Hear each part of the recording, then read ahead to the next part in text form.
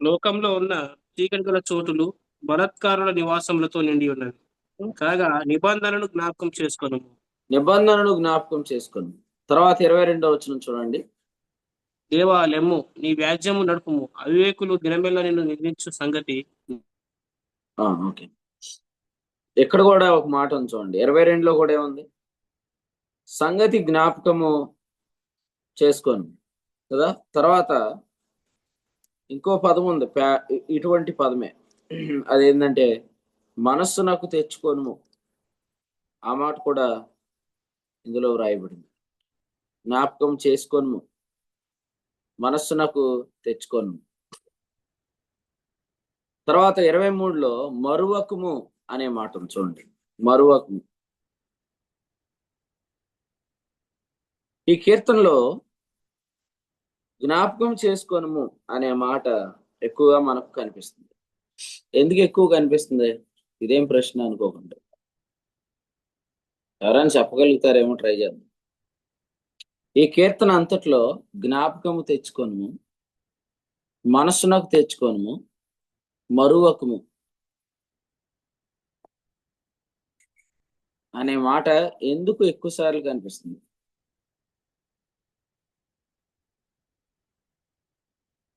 Any guess? ఎవరైనా guess చేయగలరా? ఆయన ఎదుట జ్ఞాపకం చేయబడట్లేదని. ఎరగదీసొద్దాం. నీకు నోబెల్ ప్రైజ్ రెడీగా ఉంది. ఇంకెవరైనా చెప్తారా?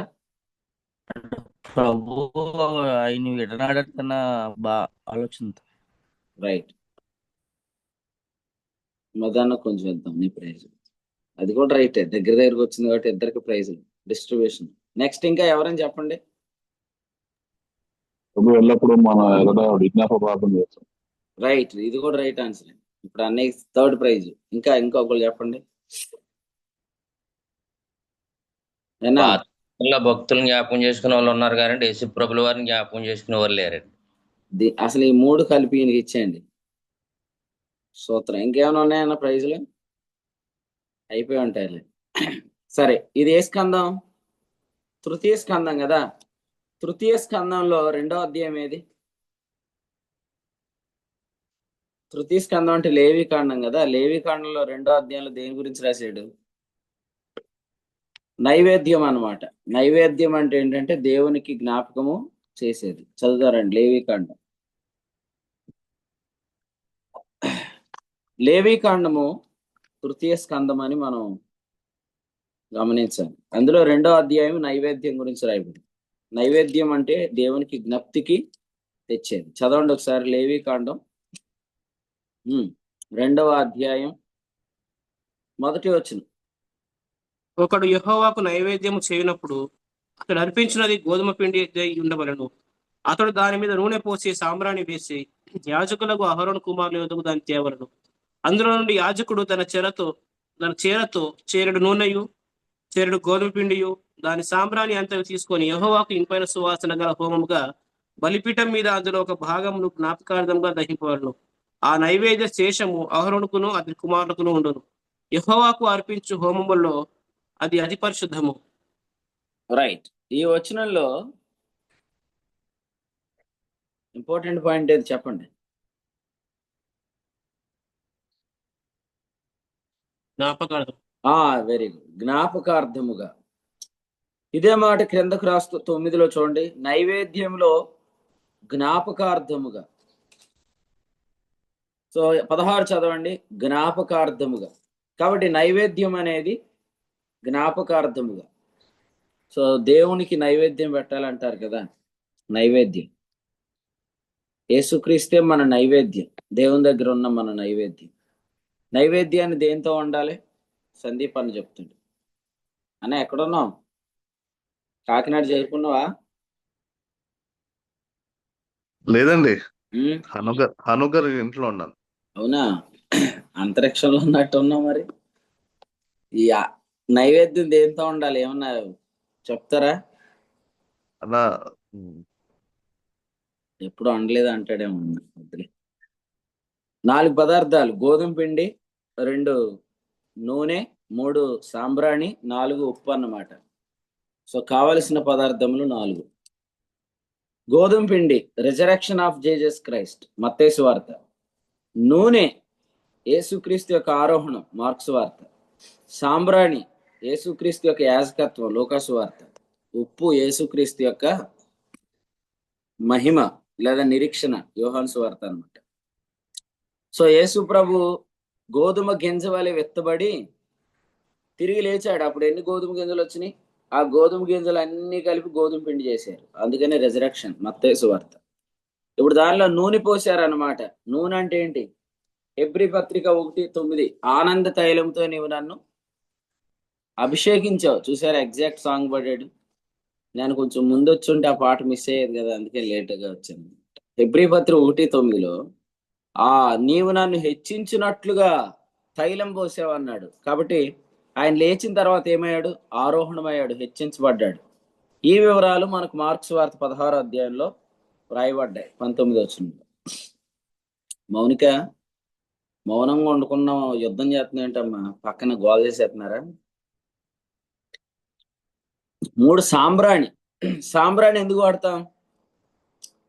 సాంబ్రాణి అనేది యాజకుడు వాడతాడు. కాబట్టి లూకా సువార్తలో మంచి స్మెల్, మంచి సువాసన మనం దేవుని సన్నిధిలో ఇప్పుడు ఉన్నాం. కాబట్టి 3వది లూకా సువార్త యాజకత్వం. ఉప్పు ఎందుకు చెప్పండి? ఎవరైనా చెప్పండి, ఉప్పు ఎందుకు వాడతాం? సూపర్. అంతేనా? ఇంకెందుకు వాడరా శ్రీకాకుళంలో ఉప్పు? పదార్థం పాడవకుండా.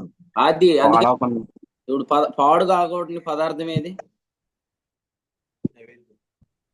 నిరీక్షణ.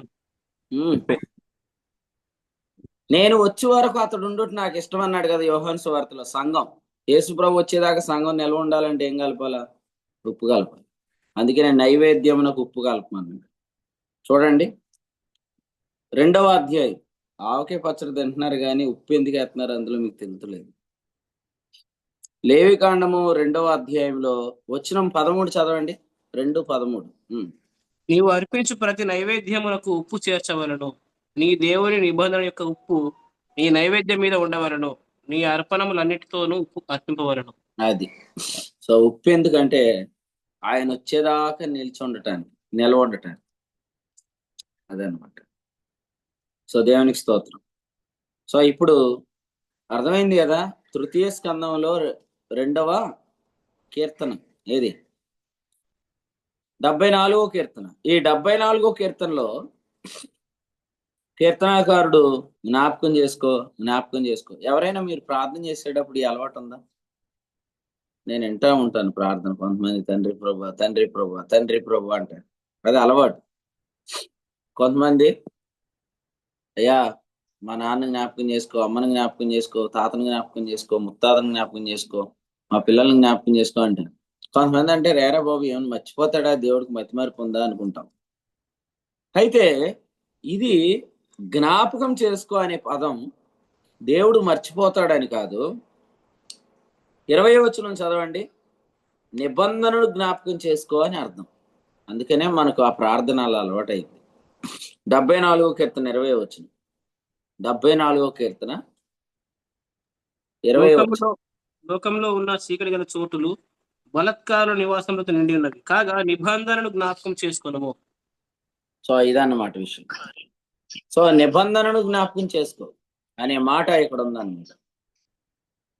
కాబట్టి అందుకని మనము జ్ఞాపకం చేసుకో అనే మాట కదా. ఎవరైనా ప్రార్థన చేస్తారు, ఎలాంటి ప్రార్థన? జ్ఞాపకం చేసుకో చేస్తారా చేయరా? మీరు ఎప్పుడైనా చేశారా? జకర్యాని నా కోసం ప్రార్థన చేస్తున్నావా? చేస్తున్నానన్నా. ఏమని చేస్తున్నావు? ఆయన ఎక్కడ నిలబడినప్పటికీ కూడా ఆయన ఆత్మతో నడిపించి ప్రభు ఆయన జ్ఞాపకం చేసుకోండి. చూసారా? జ్ఞాపకం చేసుకో. జాకర్ అంటే అర్థం ఏంటి? జకర్యాలో జాకర్ జ్ఞాపకం చేసుకో. జ్ఞాపకం. జకర్యా అంటే జ్ఞాపకము అని అర్థం. కాబట్టి మన అయ్యా జకర్యా నా కోసం ఏమని ప్రార్థన చేస్తున్నాడు? జ్ఞాపకం చేసుకో. మీరు కావాలంటే ఇక్కడ నుంచి ఎవరి ప్రార్థనలను జాగ్రత్తగానండి. జ్ఞాపకం చేసుకో అనే పదం వినపడుతుంది. సో అది మంచి పదమే. జ్ఞాపకం చేసుకో అంటే అర్థం ఏంటంటే రిమెంబర్ యువర్ కవెనెంట్. నీ నిబంధనను జ్ఞాపకం చేసుకో అని అర్థం. ఎందుకు?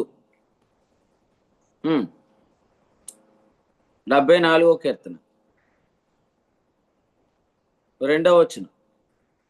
నీ స్వాస్థ్య గోత్రమును నీవు పూర్వము సంపాదించుకొని విమోచించిన నీ సమాజమును జ్ఞాపకమునకు తెచ్చుకొనుము.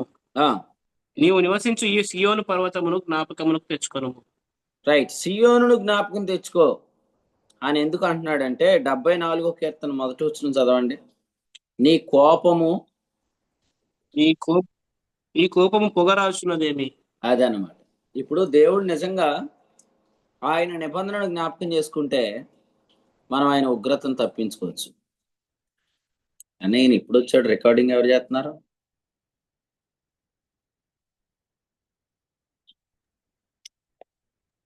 ముందే జాయిన్ నేనే చేస్తున్నాను.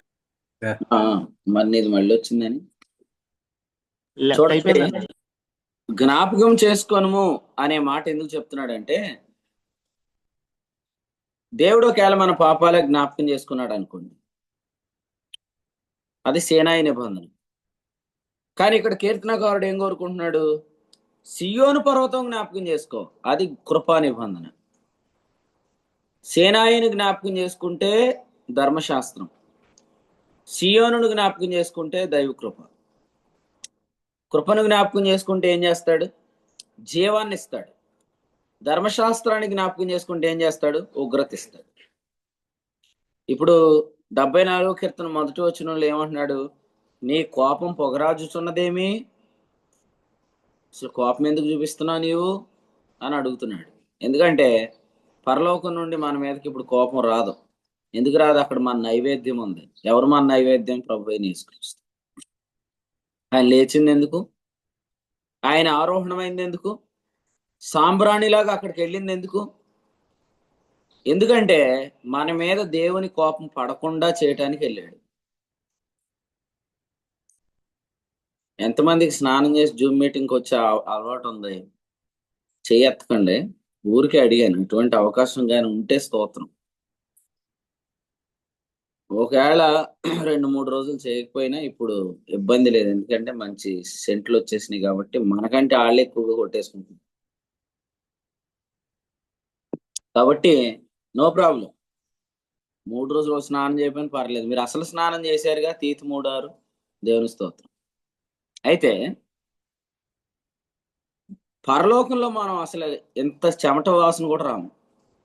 పరలోకంలో కొంత కూడా చెమట కంపు రాము మనం. ఎందుకంటే పరలోకంలో సాంబ్రాణి ఉంది. ఆ సాంబ్రాణి యేసుక్రీస్తే. ఆయన మన పక్షంగా స్మెల్ వస్తాడు. ఆయన స్మెల్ ఎంత బాగుంటుందంటే, అందుకనే మనము ప్రార్థన చేసినప్పుడల్లా ఆ సాంబ్రాణిని మనం ప్రార్థనలో కలుపుతాం. ప్రకటన గ్రంథంలో 8వ అధ్యాయము 4వ వచనంలో చెప్పాడు, ఆ ధూప ద్రవ్యముల పొగ పరిశుద్ధుల ప్రార్థనలతో కలిసి దూత చేతిలో నుండి పైకి లేచి దేవుని సన్నిధికి చేరను. అంటే మన ప్రార్థనలన్నిట్లో ఏం కలపబడుతుందంటే 3వ వచనం, పరిశుద్ధులందరి ప్రార్థనతో కలుపుటకై అతనికి బహుధూపద్రవ్యములు ఇవ్వబడిన. ఆ ధూపద్రవ్యాలు ఏవి? ప్రభువైన యేసుక్రీస్తు నామమే. యేసుక్రీస్తు నామమే సాంబ్రాణి. యేసుక్రీస్తు నామం. అందుకనే అన్నాడు, సుగంధ తైలము కంటే మంచి పేరు మేలు. ప్రసంగి 7:1. ఆ మంచి పేరే యేసుక్రీస్తు నామం. మీరు యేసుక్రీస్తు ప్రభు నామంలో ఎన్ని పేర్లు ఉన్నాయి చెప్పండి? యేసుక్రీస్తు ప్రభువులో ఎన్ని పేర్లు ఉన్నాయి? 4 పేర్లు ఉన్నాయి. యేసు అంటే లూకాసు వార్త, అది సాంబ్రాణి. ప్రభు అంటే మార్క్స్ వార్త, అది నూనె. క్రీస్తు అంటే అభిషక్తుడు, అంటే మత్తయి వార్త, అది గోధుమ పిండి. క్రీస్తు అంటే దేవుని కుమారుడు, అది యోహాను సువార్త, ఉప్పు. కాబట్టి ఆయన పేరే నైవేద్యం. పరలోకంలో ఎల్లప్పుడూ వినబడుతున్న పేరేది ఇప్పుడు? ఇది వరకు మీరు నా నామమును ఏదియో అడగలేదు. ఇది వరకు వినబడలేదు, కానీ ఇప్పుడు వినబడుతుంది. ఏ పేరు? దేవుని కుమారుడైన యేసుక్రీస్తు నామమున ప్రార్థన చేస్తుంది. సో ఎంత మంచి మాట. కాబట్టి అపోస్తల కార్యముల గ్రంథంలో మనం ఈ సంగతి చూస్తున్నాం. జాన్ ఎక్కడున్నావు?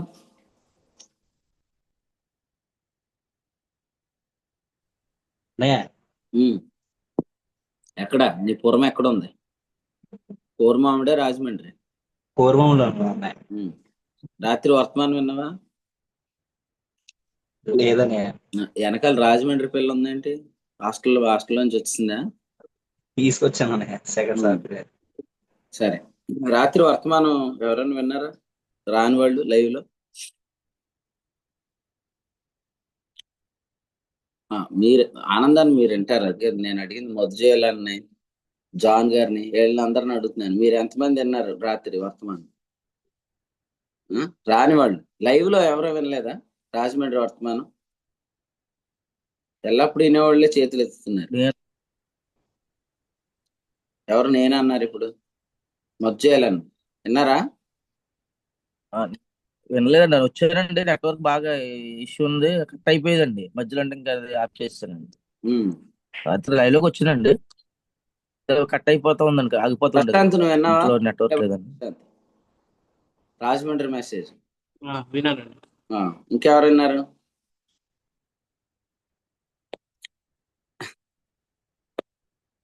జకరే అన్న లైవ్ లో వర్తమానాలు వింటలేదా? నా ఈవినింగ్ మెసేజ్ లైవ్ లో విన్నా, తర్వాత వింటాను. నాకు ఖాళీ చేసాం. ఎప్పుడు అవుతుంది చెప్పు చెప్పు, ఎప్పుడు అవుతుంది? ఆయనకి జ్ఞాపకం వచ్చినప్పుడు అండి. ఇంకా ఆయన జ్ఞాపకం ఎప్పుడు వస్తాం మనం? సరే, రాత్రి వర్తమానం మీరు వినుంటే, రాత్రి వర్తమానంలో మనం విన్నాం కదా, ధర్మశాస్త్రము కృప గురించి, కలిపి చేర్పడి పరిస్థితుల గురించి మనం ఆలోచిస్తున్నాం కదా. ఇందులో ఇప్పటికి కూడా దేవుని యొక్క కోపము విశ్వాసుల మీద ఉన్నది అనే బోధన ఉన్నదన్నమాట. కానీ మనం రాత్రి ధర్మశాస్త్ర సంబంధులు వారసులైన విశ్వాసం వ్యర్థమగుననే వచనం దగ్గర ఇంకో మాట ఉంది. అదేంటంటే, ఏలయనగా ధర్మశాస్త్రము ఉగ్రతను పుట్టించును, ధర్మశాస్త్రం లేని అతిక్రమము లేకపోను. అందుచేత ఆలోచన చేయండి. ఈ కీర్తనలో జ్ఞాపకం చేసుకోనుము అనే మాట ఎందుకు ఎక్కువ సార్లు చెప్పాడు అనేది మనం జ్ఞాపకం చేసుకోవాలి. సో ఈ కీర్తనలో రాసిన ఉద్దేశం అదే. తర్వాత 9వ వచనం చదవండి. 9.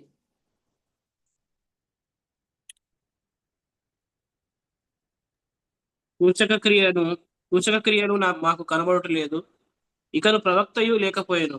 ఇది ఎంతకాలం జరుగునో దాన్ని అడిగిన వాడు మా ఎవడును లేడు. సో అదనమాట. 9వ వచనంలో సూచక్రియలు మాకు కనబడటం లేదు అనే మాట చూడండి. ఒక వ్యక్తి దైవ ఉగ్రతను ఎక్స్పీరియన్స్ చేస్తున్నట్లుగా ఉంటే ఆ వ్యక్తికి ఈ అనుభవాలు గుండా వెళ్తాడు. ఏంటంటే సూచక్రియలు మాకు కనబడట్లేదు. 2, మాకు ప్రవక్త లేడు అంటే ప్రవచనం కూడా మాకు దొరకట్లేదు. సైన్స్ లేవు, ప్రొఫెసీస్ లేవు. ఎట్లా ఉంటదంటే నడిపింపు ఉండదు. ఇంకా ఎలా ముందుకు వెళ్ళాలో తెలియదు. సూచక్రియలు లేవు, ప్రవచనం లేదు, లేదా ప్రవక్త లేడు అనే మందిరం ఎలా ఉందంట? 7వ వచనం, బొత్తిగా దుష్టుడు దాన్ని అణగదొక్కాడు.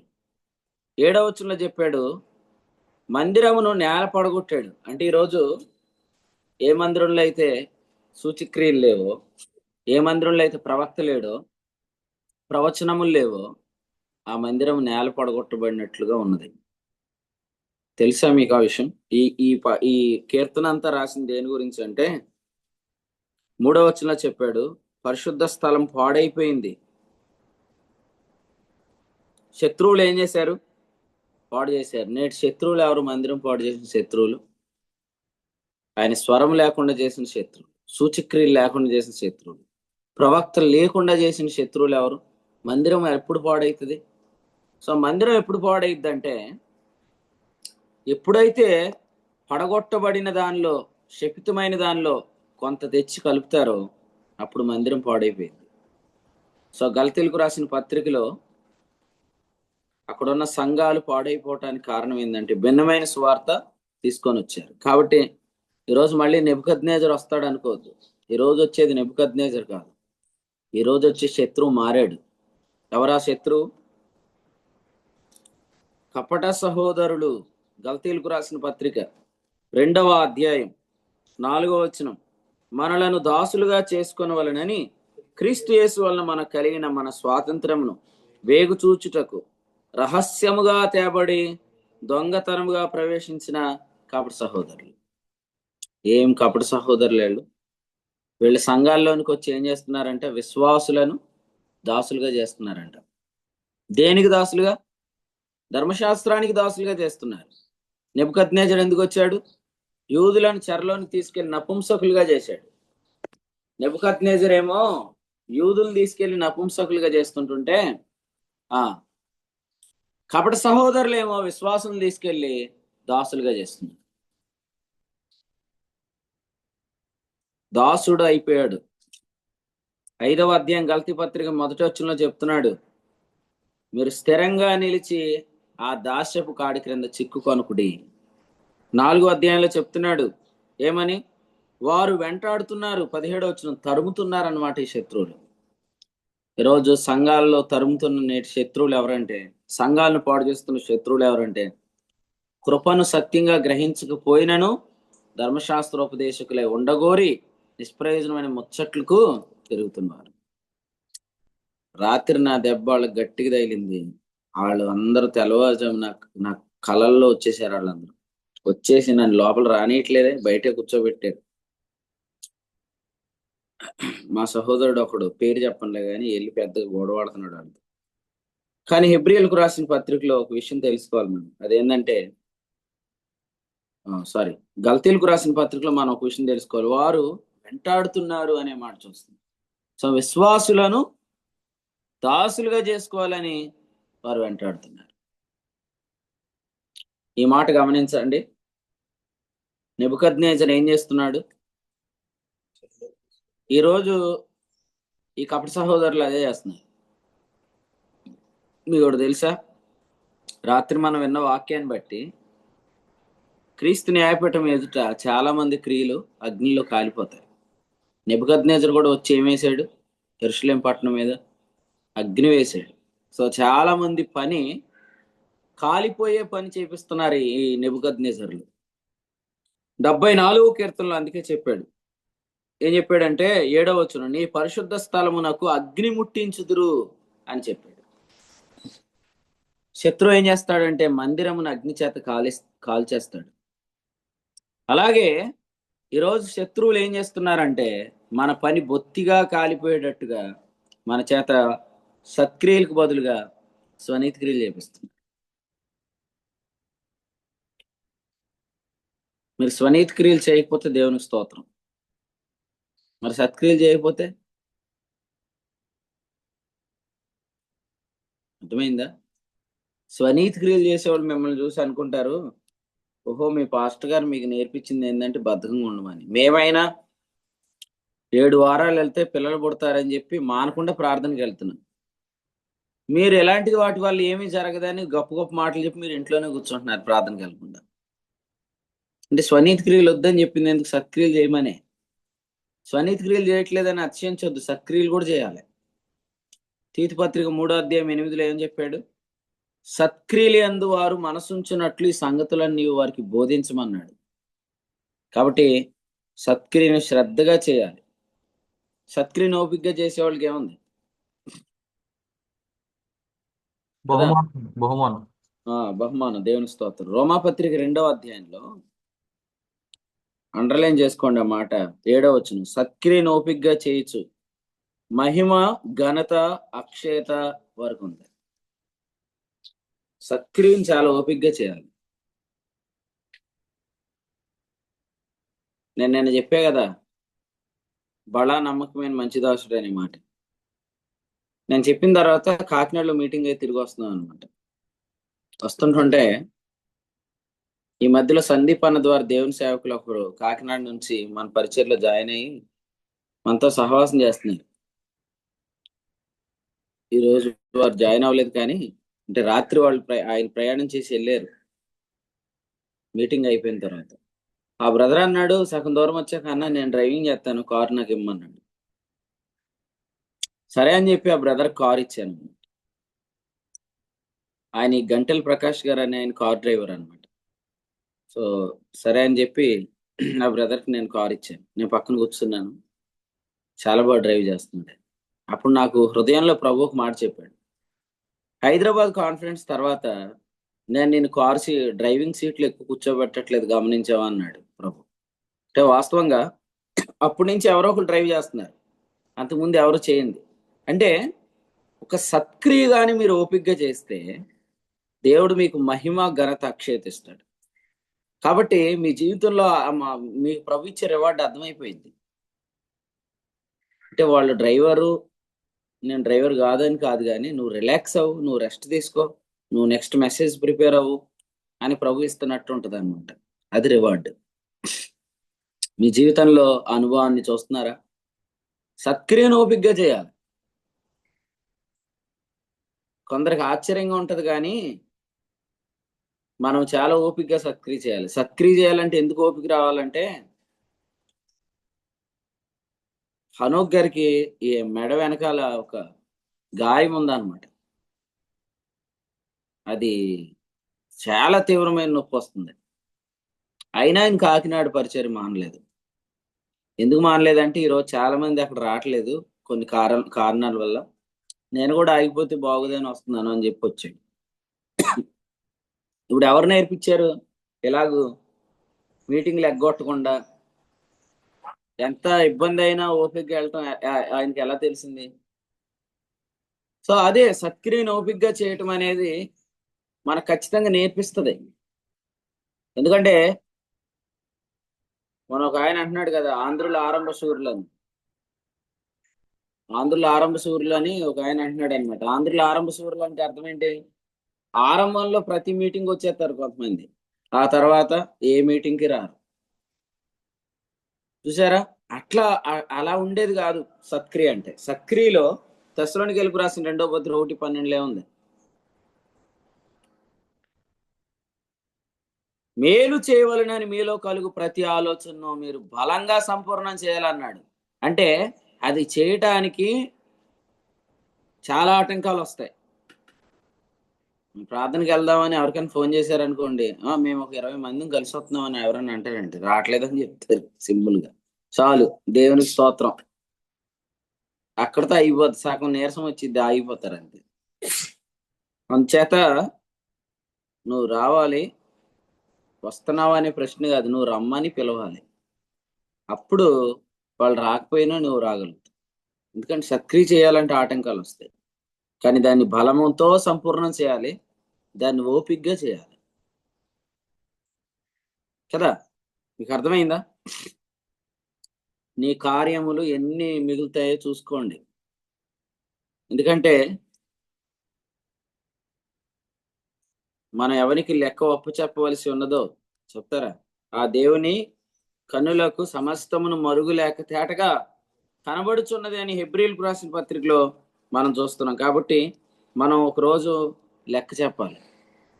4వ అధ్యాయం 13వ వచనం, ఎన్ని క్రియలు నీ ద్వారా జరిగాయి?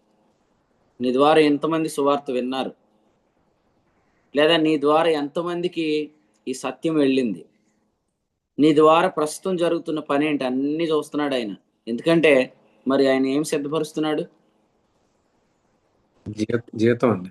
జీతం సిద్ధపరుస్తున్నాడు. ప్రకటన 22:12, ప్రతిరోజు జీతం సిద్ధపరుస్తాడుగా. ఈ రోజు నీ క్రెడిట్స్ ఎంత? నిన్న బ్యాలెన్స్ ఎంత పడి ఉంటుంది చెప్పండి మీ అకౌంట్లో.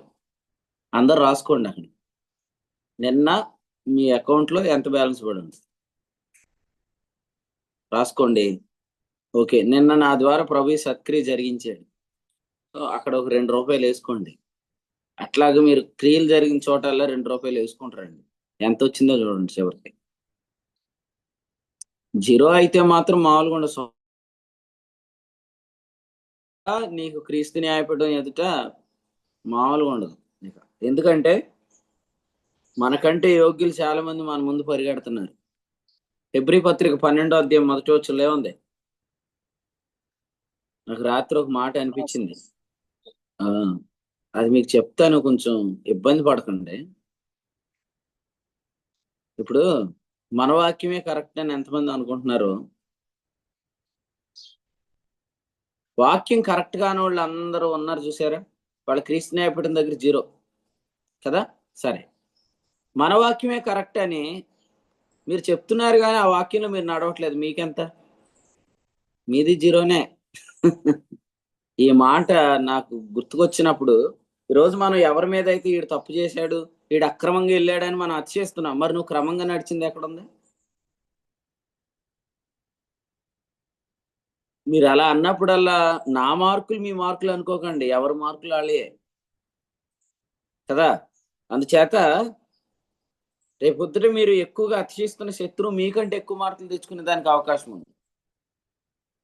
ఎందుకంటే అంతకుముందు చేసినవి కొన్ని ఉంటాయి కదా వాళ్ళు. సో అక్కడతో వాళ్ళది ఆగిపోయింది. కానీ నువ్వు క్రమం తెలుసుకొని కూడా ఆ క్రమంలో నడవకపోతే నీకు పడే క్రెడిట్లు కూడా ఏముండవు. అప్పుడు నువ్వు ఎవరినైతే నిందించావు, ఆ శత్రువు నీ ముందు నిలబడిన రోజు నువ్వు వాళ్ళని చూసి చాలా సిగ్గుపడతావు. కాబట్టి వీలైనంత ఎక్కువగా నిత్య జీవార్థమైన ఫలాన్ని సమకూర్చుకోండి. యోహాను సువార్త 4వ అధ్యాయంలో ప్రభు ఏం చెప్పాడు? మీరు విత్తని దానిని కోయుటకు నేను మిమ్మల్ని పంపితిని. కాబట్టి మీరు కోసుకోవటమే మీ పని. 4వ అధ్యాయం 36. నిత్య జీవార్థమైన ఫలం సమకూర్చుకోండి. నిత్య జీవార్థమైన ఫలం సమకూర్చుకోండి. ముఖ్యంగా వాక్యోపదేశం పొందుతున్న మీరు మరి అక్షయమైన దాన్ని బట్టి విత్తండి. కొంతమందికి చెప్పక్కర్లేదు, ప్రేరేపణ కొలది వారు చేస్తున్నారు. కానీ మరి కొంతమంది ప్రభు పనిలో విత్తట్లేదు. అలా మీరు ఉంటే గలతీ పత్రిక 6వ అధ్యాయం 8వ వచనం ప్రకారం మీరు శరీరేచ్ఛలను బట్టి విత్తుతున్నారు. అందుకనే మీకు నిత్య జీవార్థమైన ఫలం సమకూర్పు మీకు దొరకట్లేదు. అదేంటన్నా మనం ఏం చేయక్కర్లేదు అన్నారు. ఇప్పుడు మీరు చెప్తున్న వాక్యం ఎలా ఉందంటే, కానుకలు ఇస్తే తప్ప వాక్యం మాకు రాదన్నట్టు ఉందంటే, నేను అడుగుతున్నాను, నువ్వు దేవుని కానుక ఇచ్చేంత గొప్పోడు ఏంటి? ఖచ్చితంగా కాదండి. వాక్యంలో ఏముందంటే, కొరింథీయులకు రాసిన మొదటి పత్రికలో 9:11 ఆత్మ సంబంధమైన మేము విత్తి ఉండగా శరీర సంబంధమైన ఫలములు కోసుకుంటూ గొప్ప కార్యమానం ఉంది. ఎంతసేపు ఇదిగో పలానా సహోదరుడు ఇచ్చాడు, పలానా సహోదరు ఇచ్చింది, పలానా వారు పరిచర్యలో సహకరించారని పేరు వచ్చింది, కానీ నీ పేరు ఎప్పుడైనా వచ్చిందా? ఎందుకంటే నువ్వు బయటికి తెలియబడ్డావు ఇప్పుడు. కానీ రేపు పొద్దుట క్రీస్తు న్యాయపీఠం దగ్గర మన ఆదివారము ఏం చేస్తున్నాము, ప్రభు మనకి ఇచ్చిన దానిలో మనం ఏం దాచి ఏమిస్తున్నామో అవన్నీ రికార్డు రావా బయటికి? మలాకి గ్రంథంలో ఏం చెప్పాడు? నువ్వు గుడ్డిదాన్ని కుంటుదాన్ని ఎత్తున్నావు అన్నాడు. అంటే మలాకి గ్రంథం అంటే ప్రకటన గ్రంథమే మన భాషలో. మలాకీలో ఇశ్రాయేలీల జీతం ఇచ్చాడు, ప్రకటనలో మన జీతం సిద్ధపరిచాడు. ఆ రోజు చెప్తాడు, నువ్వు చినిగిపోయిన పాత నోటు బంకులో వెళ్ళలేదని తెలిసి ఇందులో వేసావని చెప్తాడు.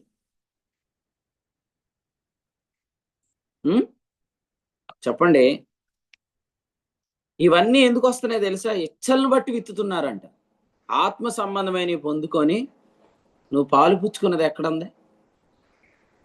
అందుకనే నువ్వు నిత్య జీవార్థమైన ఫలం సమకూర్చుకోలేకపోతున్నావు. అది కూడా మీరు ఒకసారి ఆలోచన చేయండి. ప్రభు మీకు సహాయం చేయను గాక. మనము ఈరోజు అనుభవిస్తున్న ఈ జూమ్ మీటింగ్, ఈ సంవత్సరం ఒక సహోదరిని దేవుడు ప్రేరేపించి ఈ సంవత్సరం అంతా జూమ్ మీటింగ్ జరగటానికి ఆమెను ప్రభు ప్రేరేపించి ముందుకు తీసుకొచ్చాడు. అలాగే మన సహోదరులు సహోదరుల్లో కూడా చాలా మంది చాలా విషయాలు సమర్పణలోకి వచ్చేసారు. ఇప్పుడు ప్రభుకు స్తోత్రం, చాలా మంది వరకు సమర్పణలో ఉన్నారు. నీ పర్సనల్ లైఫ్ కూడా అట్లనే ఉందా అనేది నువ్వు ఆలోచన చేయాలి. కారణం ఏంటంటే, మనము అక్షయమైన దాన్ని కోయాలంటే మనం శరీరాన్ని బట్టి వెత్తకూడదు. ఎవరో పెట్రోల్ పోతే వచ్చి ఎక్కి కూర్చొని వచ్చేయటం ఇవన్నీ చేస్తున్నారు కొంతమంది. అక్కడ ఇచ్చలను బట్టి వెతుతున్నారు. అట్లా కాకుండా మీరు కూడా ఖర్చు పెట్టి కొంతమందిని వాక్యంలోకి నడిపించండి. కొంత ఖర్చు పెట్టండి, మీటింగ్ పెట్టండి ఇంటికాడ. హాస్పిటల్కి వెళ్ళిన తర్వాత ఎంత అవ్వాలో మీరు డాక్టర్ చెప్తారా? వాడు ఎంత ఎత్తే అంత గట్టి వస్తారు. స్తుతిగుడికి పెట్టాలంటే ఏం ఆలోచిస్తారు? అన్న అందరికీ భోజనాలు పెడదామా అంటారు ఫస్ట్. ఆ తర్వాత పురుషుల దాకా పెడతానన్నా అంటారు. ఆ తర్వాత ఏమంటారు? సేవకులకు పెడతానన్నా అంటారు. ఎందుకు అలాగా? ఎందుకు అంత బలహీనంగా ఆలోచిస్తున్నావు? హాస్పిటల్లో నువ్వు కట్టింది ఎంత? స్తుతికుడుకులో నువ్వు స్తుతికుడు కడితే ఖర్చు అయిద్దని నువ్వు ఆలోచిస్తున్నావు లేదా? అందుకే నువ్వు నిత్య జీవార్థమైన ఫలం సమకూర్చుకోలేకపోతున్నావు. ఎందుకంటే శరీరేచ్ఛలను బట్టి విత్తేవాడు ఏం కోస్తాడు? తన శరీరం నుండి క్షయమైన పంటకు వస్తాడు. ఆత్మను బట్టి విత్తువాడు కదండి. మీకు ఒక విషయం చెప్పాలి. ఇక్కడ నైవేద్యాన్ని మనం దేవునికి ఇచ్చాం కదా, ఇంతగా నైవేద్యం దేవుడే మనకి ఇచ్చాడు. ఇంతగా ఆ నైవేద్యం యేసుప్రభు. మనం దేవునికి అర్పించిన నైవేద్యం మన సొంతంగా మనం తయారు చేయలేదు. దేవుడే మనకు ఆ నైవేద్యం ఇస్తే ఆ నైవేద్యం తీసుకెళ్లి దేవునికి ఇచ్చాం. యేసుప్రభు ఎవరండి? ఇప్పుడు మీరు నిజంగా గోధుమ పిండి మీ ఇంట్లో ఉందా లేదా? గోధుమ పిండి చెప్పండి. మీ ఇంట్లో గోధుమ పిండి లేదా?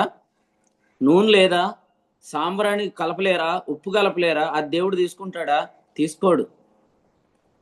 యేసుక్రీస్తు అనే గోధుమ పిండి కావాలి, నూనె అనే గోధుమ పిండి యేసుప్రభు కావాలి, సాంబ్రాణి అనే యేసుక్రీస్తు కావాలి, ఉప్పు అనే యేసుక్రీస్తు కావాలి. ఆ యేసుక్రీస్తును మనం సంపాదించలేం కాబట్టి దేవుడే ఆ నైవేద్యం మనకిచ్చి ఇది నాకు అర్పించమని చెప్పాడు. ఈరోజు మనం దేవునికి ఇచ్చేవి కూడా దేవుడు మనకి ఇచ్చినవే. అందులోని భాగం తీసుకొని దేవునికి ఇస్తున్నాం. జ్ఞాపకార్థముగా చేరెడు, ఇందాక తప్పు చదివాడు కదా, చేరెడు అంటే అర్థం ఏంటంటే నువ్వు తీస్తున్నప్పుడు నీకు ఎంత వస్తుందో అది ఇమ్మని చెప్పాడు. మరి నీ చేర ఎంత? చిన్నపిల్లలు పూలు అమ్ముతారు, మూర అంటారు. వాళ్ళ మూరతో అమ్మితే ఎంత నష్టమే కదా, వాళ్ళ మూర వేరు. మరి నీ చేర ఎంత? నీ మూర ఎంత? నువ్వు అసలు ఈ పరిచర్య గురించి ఏం ఆలోచిస్తున్నావు? ఇంతకుముందు ఎన్నో పరిచర్యలో తిరిగావు, ఇప్పుడు ఈ పరిచర్యలోకి వచ్చావు. ఆ పరిచర్యలో నీవు చదివింపులు ఉంటాయి చూసారా, చదివింపుల కోసం ఇచ్చేవాళ్ళు కూడా చాలా మంది ఉంటారు. మరి ఇక్కడికి వచ్చిన తర్వాత ఇంత వెలుగును చూసిన తర్వాత వాట్ యు హ్యావ్ డిసైడెడ్ అని నా మట్టుకు నేనైతే ఈ నిర్ణయం చేసుకుని దేవుని స్తోత్రం, అది గుండెలో దాచుకో, అవసరం వచ్చినప్పుడు చెయ్యి.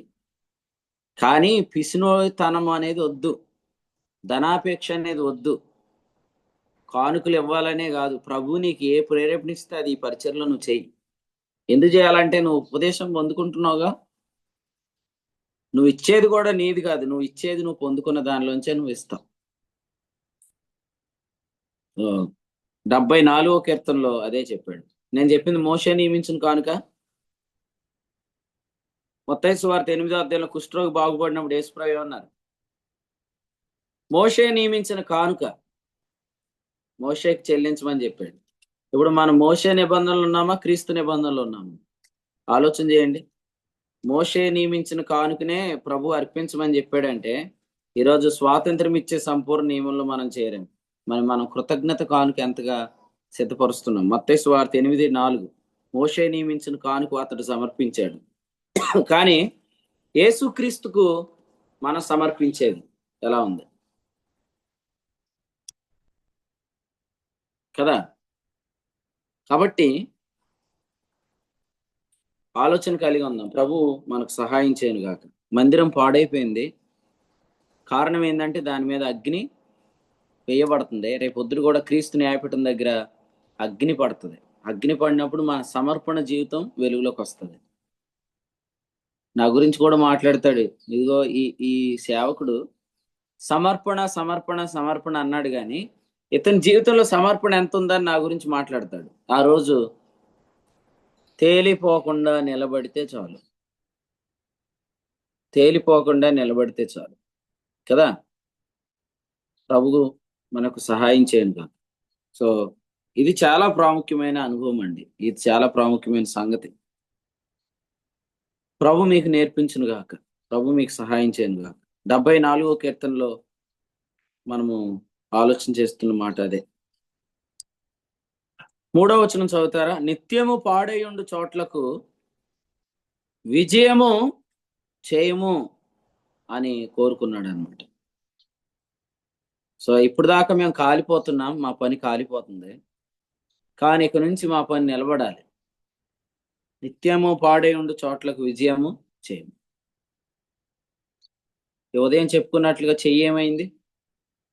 ఎండిపోయింది. చెయ్యి ఎండిపోతే ఇప్పుడు ప్రభువు మళ్ళీ ఆ చేతిని ఏం చేస్తానన్నాడు?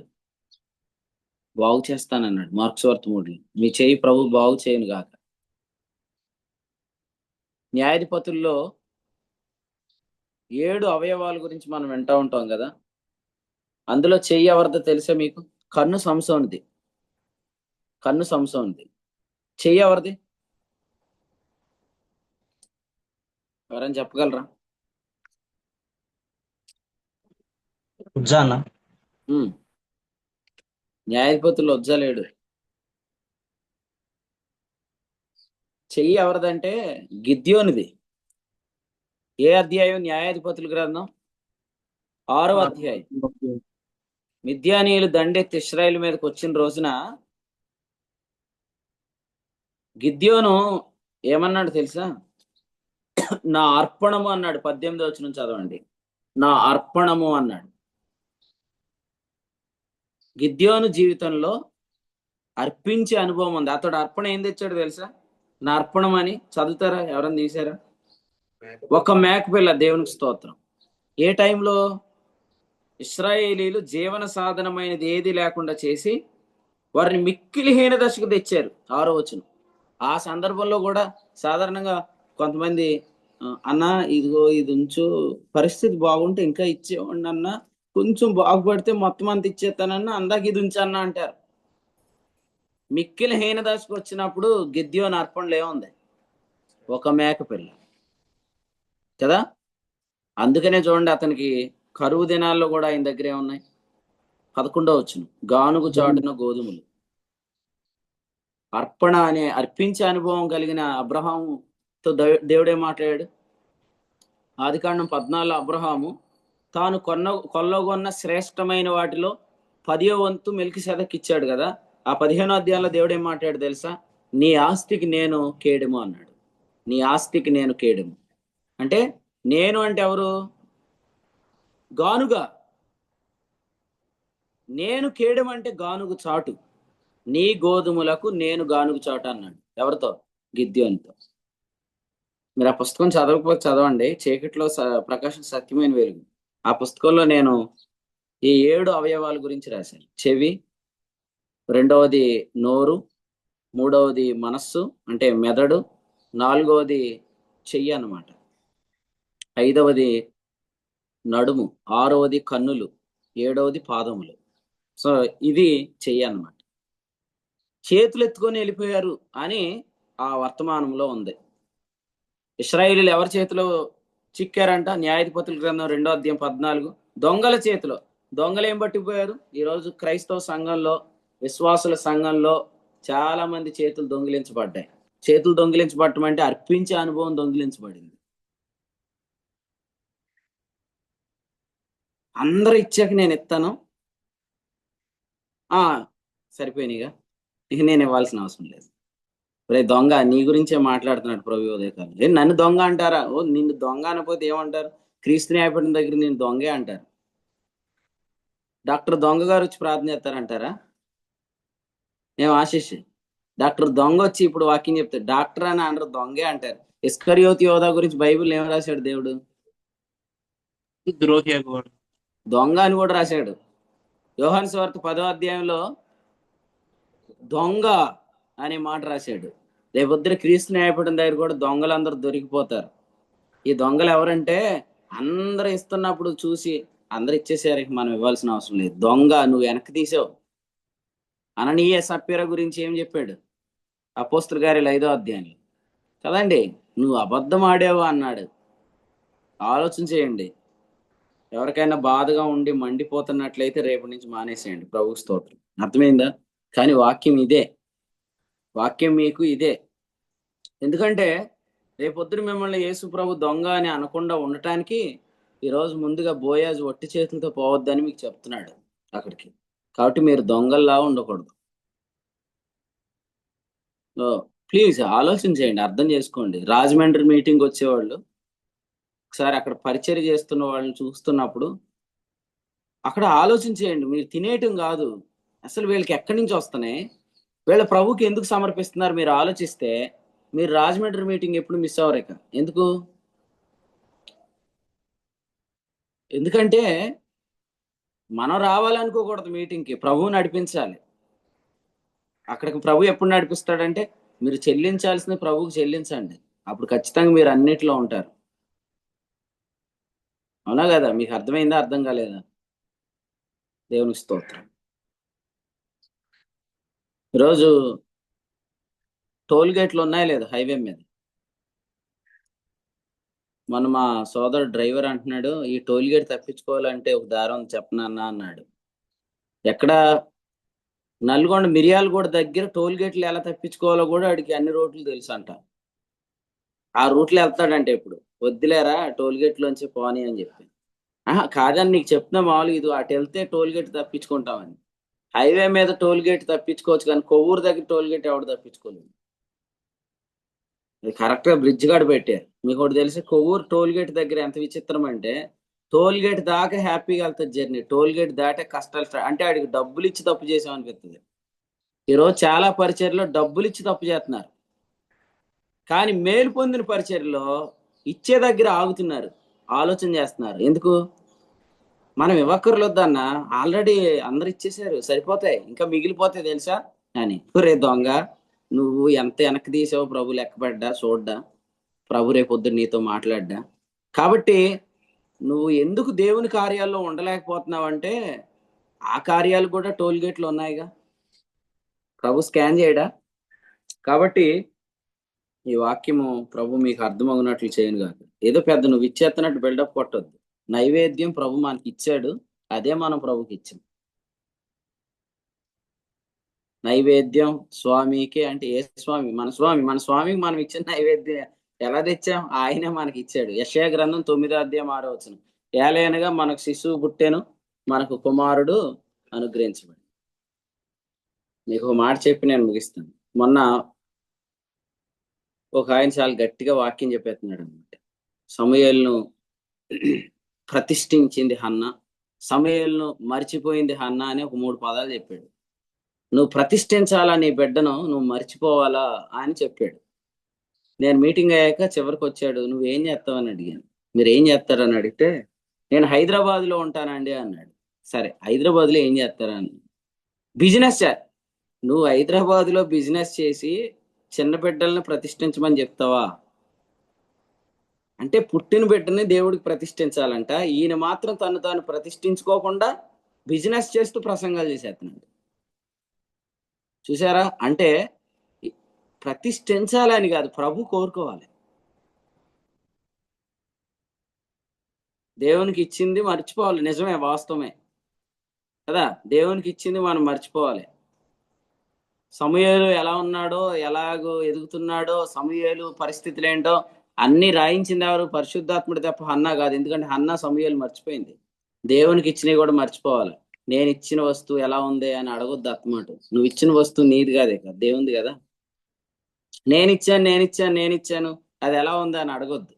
ఫ్యాన్ల మీద రెక్కల మీద పేర్లు రాయించుకోవటాలు, గిన్నెల మీద పేర్లు రాయించుకోవటాలు, జ్ఞాపకార్థంగా ఇచ్చి ఇంకా ఏం జ్ఞాపకార్థం? నీ జ్ఞాపకంలోనే ఉండిపోయింది. అది పట్టుపో. అది నెక్స్ట్ సండే వచ్చినప్పుడు జ్ఞాపకార్థంగా నేను ఇచ్చానని పెద్ద పేరు రాయించింది నువ్వు పట్టుకుపో. ఆ ఫ్యాన్ కూడా ఇప్పుకొని పట్టుకుపో. దేవునికి ఇచ్చిన దాని మీద నీ పేర్లు ఎందుకు మారలా? అలాగూ ఇప్పుడు కూడా చాలా మంది మేమేదో ప్రభువుకి చేసేస్తున్నాం అనుకున్నారు, కానీ ఈ కానుక ఇచ్చింది ఎవరు? ప్రభువే. ఎక్కడి నుంచి ఇచ్చాడు చదవండి ఆఖరిగా 11వ వచనం, 74:11. నీ హస్తమును నీ దక్షిణ హస్తము నీవెందుకు ముడుచుకొని ఉన్నావు? నీ రొమ్ములో నుండి దాన్ని తీసి వారిని నిర్మూలము చేయము. ఒక్క నిమిషం. నిజంగా దేవుడు గాని తన చెయ్యి మనలా ముడుచుకుంటే ఏమైంది? యేసు ప్రభుని ఇవ్వకుండా ఏనా ఆనందన్న? దేవుడు మొక్కుకున్నాడంట, జగత్ పునాది వేయబడుతుంది, నా కొడుకునిచ్చుకుంటాను అన్నాడంట. ఏమన్నాడంట? నా కొడుకునిచ్చుకుంటాను అన్నాడంట. ఎవరికి? మనకి దేవుడు తన కొడుకునిచ్చుకుంటానని కాలం పరిపూర్ణమైనప్పుడు ఏం చేశాడంట? గలతీ 4:4, కాలం సంపూర్ణమైనప్పుడు దేవుడు తన కుమారుణ్ణి ఇచ్చాడంట. ఇవ్వకుండా దేవుడు ముడుచుకొని ఉంటే ఆ రొమ్ములో ఉన్న కొడుకుని యోహాను 1:18, ఆ రొమ్మును ఆనుకొని నా అద్వితీయ పుత్రుణ్ణి దేవుడు ఇవ్వకుండా వెనక్కి తీసుంటే, నా దేవుడు నాకు మేలు చేశాడన్న మీటింగ్ పెట్టాలన్నా అంట. కానీ తర్వాత ఆ కాలం వచ్చినప్పుడు ఏం చేస్తాం? ముడుస్తాం చెయ్యి. కదండి. కొంతమంది 4-5 ఈవెంట్లు కలిపి మీటింగ్ పెడతారు. మేమేం ప్రసంగం చేయాలా చెప్పండి? ప్రసాద్ గారు అంటే తెలివైనవాడు. వచ్చాడా మీటింగ్కి? సత్యప్రసాద్ గారు రాలేదండి. చంద్రబాబు అన్న ఏడి పాస్టర్ గారు చర్చికాడ నీళ్లు తడుపుతున్నాడా? ఒక్కొక్కరు డ్యూటీ వేసుకోండి. పాస్టర్ గారు తడుపుతున్నాడు. జకరియా గారికి వేసేయండి, ఎందుకంటే చాలా మేలు పొందాడు. డ్యూటీ ఆయనకి వేసేయండి. సత్యప్రసాద్ గారు అయితే తెలివైనవాడు. పత్రిక పుట్టింది, పుత్రిక పుట్టింది అని చెప్పాడు. కానీ అలాగ అన్ని కలవు కదా. ఒకడు అక్కడే చచ్చాడు, ఒకడు అక్కడే బతుకుతాడు. ఆడి జ్ఞాపకార్థ కొడుకు, ఈడి బర్త్డే కొడుకు ఒకేసారి అన్ని కొడుకులు చేయడం కుదరదు. ఏ రోజు పుట్టినరోజులో బాప్తిస్మ ఇచ్చి యోహాన్ని చంపేశారు. కాబట్టి ఒకే రోజు ఎన్ని మీటింగ్లు వస్తాయి? Birthday meeting, death day meeting. ఒకే మీటింగ్ లో బర్త్డే డెత్ డే గురించి మెసేజ్ ఏమొచ్చిందండి? ఏ న్యాయం జరగదు. అలాగే దేవుడు ఎప్పటి నుంచో చేసిన మేలులన్నీ కొంతమంది ఆపి ఓ రోజు మీటింగ్ పెడతారంట. ఆ రోజు మీటింగ్ పెడితే ఏ ప్రసంగం చేయాలి నేను? ఇదంతా ఏంటంటే నువ్వు ముడుచుకున్నావు సోదరుడా, నువ్వు ముడుచుకున్నావు. నేను ఇలా అంటున్నాను, నువ్వు ముడుచుకున్నావు. దేవుడు ముడుచుకుంటే ఏమైంది? డేవిడ్ రాజు అన్న, బర్నబాస్ పాస్టర్ గారిని ఇంటికి తీసుకొద్దాం అని అంది అనుకోండి అక్క నీతో. ఇప్పుడు కాదు, ఆగు, పిల్లోడు పెళ్ళాక తీసుకొద్దాం అని అన్నాము. సర్లే, పిల్లోడు పెళ్ళయింది, ఇప్పుడు తీసుకొద్దాం బర్నబాస్ అయ్య గారిని, భోజనం పెడదాం అని అనుకున్నాం. లేదు, పిల్లోడు పిల్లలు పుట్టాక తీసుకొద్దాం. ఇప్పుడు నేను ఎన్ని పూటలు మీ భోజనం చేయాలి? ఒకే పూట? అలా ఉంది. కొంతమంది ప్రభుకి ఇచ్చే దగ్గర ముడుచుకుంటున్నారు. మరి దేవుడు ముడుచుకుంటే? అందుకనే రాశాడు, వెనుతీయకుండా నీ రొమ్మున ఉన్న కుమారుని అర్పించితి. వెనుదీయలేదు, తన సొంత కుమారుని అర్పించుటకు వెనుక తీయక రొమ్ములో నుండి అర్పించాడు. రైట్, అర్థమైందన్న? అందుకనే ఈరోజు మెసేజ్ కొంచెం లేటుగా వచ్చాను, లేటుగా చెప్పాను. ఎందుకంటే ఆల్రెడీ మొహాలు మాడిపోయినాయి చాలా మంది. ఎవరైనా నన్ను అడక్కో, నేను కూడా నీకు చెప్పను. 74వ కీర్తన వర్తమానం అయితే ఇదే. మీ బైబిల్లో దాన్ని బ్లాక్ డే అని పెట్టుకు రాసుకోండి. అక్కడ నేను ఈ మెసేజ్ ఇంకెప్పుడు చదవను, విన్నాను పెట్టుకోండి. ఎందుకంటే కొంతమంది రంగులని బయటకు వచ్చినాయి. ఇప్పుడు ఆలోచన చేయండి, మన జీవితంలో ప్రభు చేసిన మేలు ఏంటంటే ఆయన రొమ్మున ఉన్న కుమారుణ్ణి ఆయన ఇవ్వటంలో ఆయన ముడుచుకోలేదు. అందును బట్టి దేవునికి స్తోత్రం. ప్రభు నాకు అట్టి కృప దయచేయను గాక, ప్రభు మీకు అట్టి కృప దయచేయను గాక. 22వ అధ్యాయం ఆదికాండంలో ఏముంది? నీవు ప్రేమిస్తున్నా నీకు ఒక్కడే ఉన్నా నీ కుమారుణ్ణి నాకు ఇవ్వటానికి వెనుక తీయలేదు. ఏమండి, ఎంతమంది రిజర్వేషన్ చేసుకున్నారు ఆదిలాబాద్?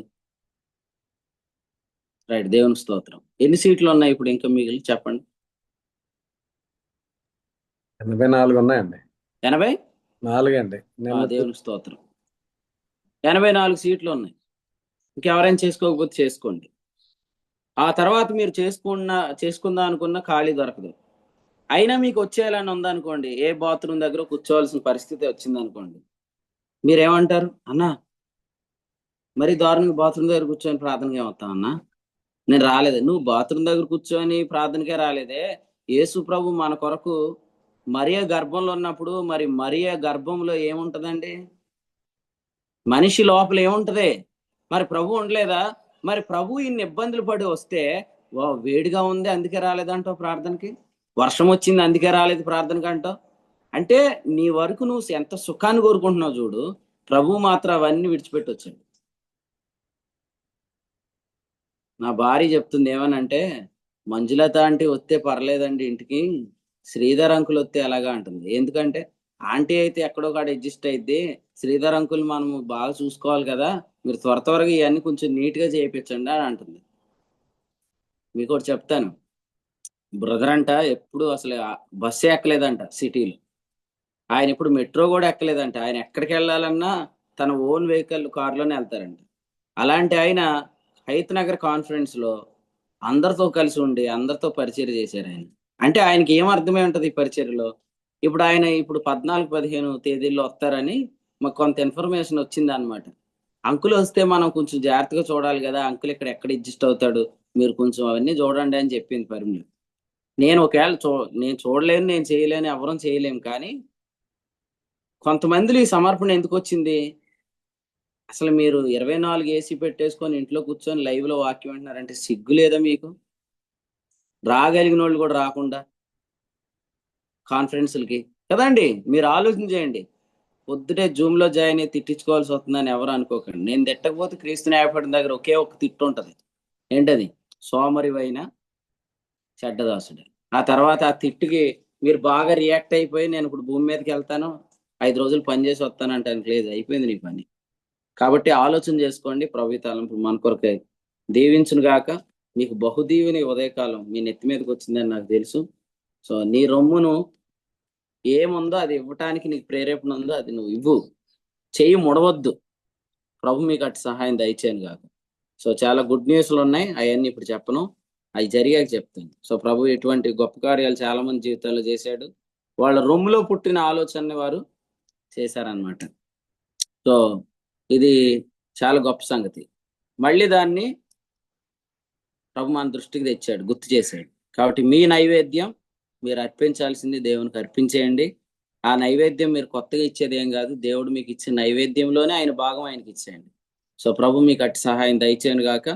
ఈ తలంపులు ప్రభు మనందరి వినికిడిలో దీవించును గాక. ఆమేన్. ఆమేన్.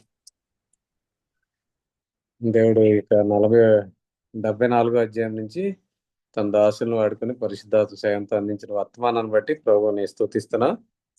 ఈ సమయంలో మనం సమయం చాలా అయింది కాబట్టి ముగింపు ప్రార్థనతో ఈ కూడికి ముగింపు చేసుకుందాం. ఈరోజు ఉదయకాలం 11 గంటలకి దండగర్లో, సాయంత్రం తణుకులో జరిగే బైబిల్ స్టడీ కొరకు, రేపు ఉదయకాలం ముందు మంగళగిరిలో జరిగే పరిచయ కొరకు, మిగిలిన ఉన్నటువంటి పరిచయాల కొరకు ప్రార్థన చేయండి. ఈ సమయంలో దేవుని సేవకులు అహరోన్ గారు వేములవాడి నుంచి మన పరిచయాలు కొనసాగుతున్నా. అహరోన్ గారు ముగింపు ప్రార్థన చేసి కూడికి ముగింపు చేస్తారా? నిలిచి ఉన్న ప్రియులకు వర్తమానం అందించిన సేవకులకు కూడా వందనాలు తెలియజేస్తున్నాం. అహరోన్ గారు ప్రార్థన చేస్తాం. వందనాలండి. వందనాలు అయ్యా. ప్రార్థన చేసుకుంటాం. పరిశుద్ధుడైన తండ్రి, గొప్ప దేవ, నీకు కృతజ్ఞతలు. కీర్తన 74 నుండి ప్రభువా మమ్మల్ని జ్ఞాపకం చేసుకో దేవా, ఈ గొర్రెలను జ్ఞాపకం చేసుకోని తండ్రి, నీ మందరిని జ్ఞాపకం చేసుకోమని దేవా, మాటి మాటికి మరువకము అని దేవా మీ దగ్గర గోజాడుతున్నాడు. అలాగే తండ్రి, జరగబోతున్నటువంటి మంగళగిరి పరిచర్యలో, తణుకు పరిచర్యలో ప్రభువా, అద్దంకిలో దేవా మందిర ఓపెనింగ్ విషయంలో, 15వ తేదీ కాన్ఫరెన్స్ విషయంలో ప్రభువా, అలాగే ఆదిలాబాద్ కాన్ఫరెన్స్ కూడా ప్రభువా మీరు జ్ఞాపకం చేసుకోవాల్సిందిగా ప్రార్థన చేస్తుంటున్నాను. మా కొరకు మీరు సమస్తము చేసి ముగించినందుకు కృతజ్ఞతలు. ఓ దేవా, మేము మీకు ఇవ్వడానికి అంటే ముందు మీరు మాకు ఇచ్చారు కనుక తండ్రి, మేము మీకు ఏమి తండ్రి మేము ఇవ్వలేము అని ఒప్పుకుంటున్నాం తండ్రి. కలిగిన కొలది ఇవ్వడానికి మా మనసులను మీరు సిద్ధపరుస్తున్నందుకు వందనాలు. ఇంకనూ మా ప్రియులందరినీ దర్శించండి. రాబోతున్న కాలంలో అనేక మేళ్లతోని మమ్మల్ని దర్శిస్తున్నందుకు కృతజ్ఞతలు. ఇంతవరకు తండ్రి నడిపించినటువంటి దేవా, మీ యొక్క సహాయం కొరకు స్తోత్రం చెల్లిస్తుంటున్నా. ఉదయకాలం మమ్మలను, మా హృదయాలను మందలిస్తున్నందుకు వందనాలు. మా హృదయాలను తండ్రి దర్శిస్తున్నందుకు వందనాలు. ఇంతగా మమ్మల్ని ప్రేమించి ఉదయకాలము మీ శ్రేష్టమైన వర్తమానములతో మమ్మల్ని జ్ఞాపకం చేసుకుంటున్న వందనాలు. నీ యొక్క నూనె మాకై ఉన్నందుకు వందనాలు దేవా. గోధుమలుగా ఉన్నందుకు మాకు వందనాలు దేవా. రాబోతున్న కాలంలో ప్రభువ నీ యొక్క నైవేద్యముగా అయ్యా మమ్మలను మీ కొరకు సిద్ధపరుస్తున్నందుకు వందనాలు. ఆ నైవేద్యముతో దావీదు అన్నాడు, నైవేద్యము చేత నిన్ను శాంతిపరచవచ్చును అని. మేము కూడా ప్రభువ ప్రతి ఒక్కరం ఒక నైవేద్యం వలె మార్చబడినట్లుగా మీరు సహాయం చేయమని ప్రార్థన చేస్తుంటున్నా. తద్వారా ప్రభువ మీరు మహిమ పొందాలి తండ్రి. మేము కేవలం అయ్యా మమ్మలను అయ్యా ఒక ఉప్పు నిబంధన అయ్యా జ్ఞాపకం చేసుకొని తద్వారా ప్రభువ చివరి వరకు నిలిచి ఉండేది శ్రేష్టమైన మీ యొక్క రాకడ కొరకై ఎదురు చూసేది. అట్టి తలంపుల చేత మమ్మల్ని అందరినీ ఈ ఉదయకాలము మమ్మల్ని దర్శిస్తున్నందుకు వందనాలు. ఇంకనూ నూతన బలము శక్తి చేత నింపండి. మరి నిర్వహణ స్తుతిస్తూ వందనాలు చెల్లిస్తున్న, పాటలు పాడిన వారిని, ప్రార్థించిన వారిని అందరినీ ప్రభా నీ ప్రత్యేకంగా జ్ఞాపకం చేసుకోమని ప్రార్థన చేస్తున్నా.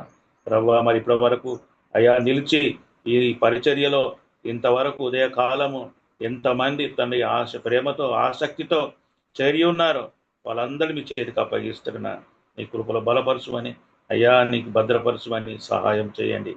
ఇంకనూ నానాటికి మీరు ఇవ్వబోతున్న సంగతులకై, నానాటి స్థలముల కొరకై, నానాటి పరిచర్యల కొరకై స్తోత్రం చెల్లిస్తుంటున్నా. ఇంకనూ మమ్మల్ని దర్శించండి. బలముగా మీ రాజ్యవ్యాప్తి కొరకు మేము అందరం పనిచేయనట్లుగా అయ్యా మమ్మల్ని జ్ఞాపకం చేసుకోమని స్తోత్రం చెల్లిస్తూ యేసునామములో ప్రార్థిస్తున్నాం తండ్రి. ఆమేన్. ఆమేన్.